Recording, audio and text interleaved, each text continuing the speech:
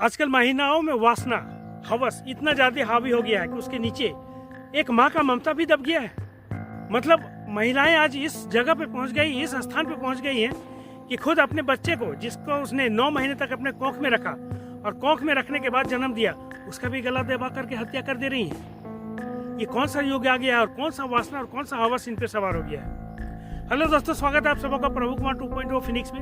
मैं हूं प्रभु कुमार। 2.0 का मतलब यह है कि मैं ये मानता हूं कि हमारा दूसरा जन्म है, और फिनिक्स का मतलब यह है कि मुझे जला करके राख कर दिया गया था और उसी राख से मैं फिर से अपने आप को तैयार करने का प्रयास कर रहा हूं। इसलिए मैंने अपने प्लेटफॉर्म का नाम रखा है प्रभु कुमार 2.0 फिनिक्स। मतलब कि मुझे जला करके राख करने वाला कोई और नहीं, मुझे जला करके राख उसी ने किया जिसको मैंने बनाया, उसी ने मुझे राख कर दिया।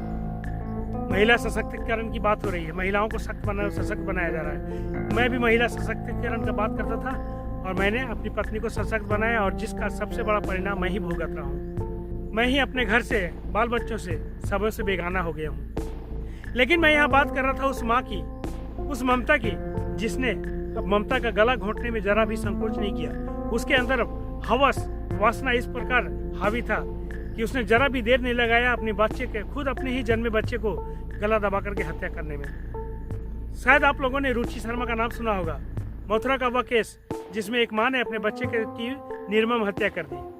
कारण क्या था?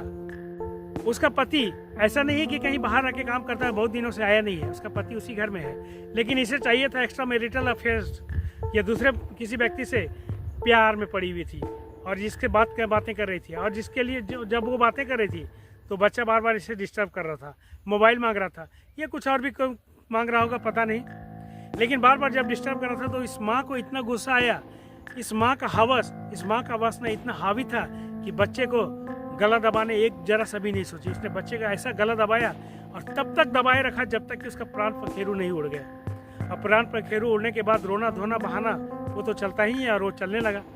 लेकिन आपके गुनाह, ये गुनाह जो है सो ज़्यादा दिन तक छिप नहीं सकते। जब वो चुपचाप रात में सोए हुए अपने प्रेमी से बात कर रही थी, उसके पति ने सुन लिया, और उसके सुनने के बाद जब शक हुआ और जब फिर इस पर आगे कार्रवाई की गई, जांच पड़ताल किया गया, तो उसके सारा मामला सामने आ गया।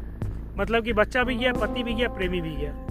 क्या मिलता है इन महिलाओं को? खैर, इन महिलाओं को मिलता हो चाहे नहीं मिलता हो, लेकिन मेरे मन में एक सवाल हमेशा से रहता है। प्राचीन काल में महिलाएं, काफ़ी विदुषी महिलाओं का जिक्र इतिहास में आता है, काफ़ी स्वतंत्र थीं, उन्हें काफ़ी स्वतंत्रता प्राप्त थी, महिलाएं खुल के अपना जीवन जीती थी। लेकिन धीरे धीरे मध्यकाल आते ऐसा क्या हो गया कि महिलाओं को पर्दे के पीछे छिपा दिया गया, चार दीवारी के अंदर बंद कर दिया गया? क्या वजह था? तभी महिलाएं इसी प्रकार से वासना में और हवस का शिकार में इतना मतलब हावी हो गया था इन पे कि ये अपने ही जन्मे बच्चों की हत्या कर रही थी, अपने ही पति की हत्या कर रही थी, या फिर घर की सारी मर्यादाओं को लांघ रही थी, जिससे मजबूर होकर के मर्दों ने, पुरुषों ने इन महिलाओं को चार दीवारी के अंदर बंद कर दिया, पर्दे के पीछे छिपा दिया।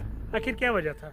क्या फिर से वो युग आने वाला है जिस प्रकार से महिलाएं अपने बच्चे की हत्या कर रही है, जिस प्रकार से महिलाएं अपने पति की हत्या कर रही हैं? क्या ऐसा लग रहा है कि फिर से वो युग आने वाला है जब महिलाओं को फिर से पर्दे के पीछे छिपाया जाएगा, चार दीवारी के अंदर बंद किया जाएगा? अपनी राय कमेंट बॉक्स में जरूर लिखिएगा, वीडियो को लाइक कीजिएगा, दोस्तों को शेयर कीजिएगा। मिलते हैं अगली वीडियो में, लेते हैं आपसे विदा। धन्यवाद।